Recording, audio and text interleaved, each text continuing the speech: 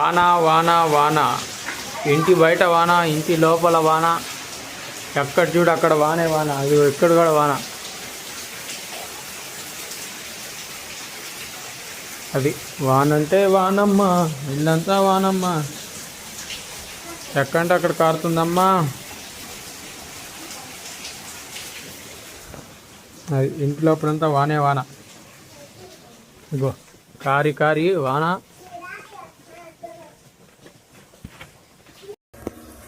చూసారుగా వాన ఎలా పడుతుంది ఇంట్లో. అది ఎక్కడ చూసినా వానే వాన. జాగ్రత్తగా ఉండండి అందరూ.